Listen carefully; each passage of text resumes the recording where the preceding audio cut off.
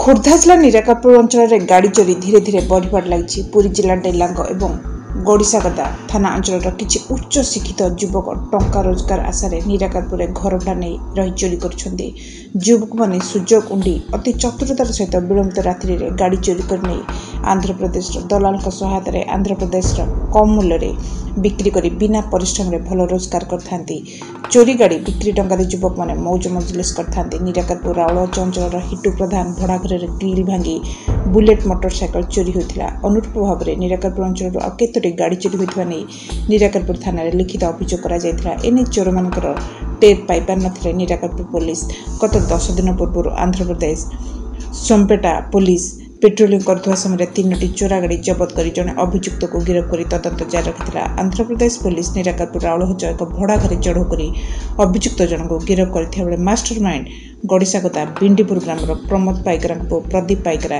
घटनास्थल फेरार मारी। खबर पाई निराकारपुर पुलिस सोमपेटा थाना पहुंची 3टी मोटरसाइकेल जबत कर जमापड़ी।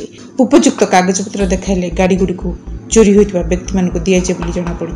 निराकारपुर बालकिश रोड मोबाइल टीवी हिटू प्रधान निराकारपुर विद्यानगर में भड़ा कर 2/9/2024 गाड़ी चोरी होता 2/9 एफआईआर करते निराकारपुर थाना घटना करापे आंध्रा खबर मिलला जे गाड़ी अच्छी दीपाली मैडम एसआई जी गाड़ी आनी निराकारपुर थाना रखिले गाड़ी ना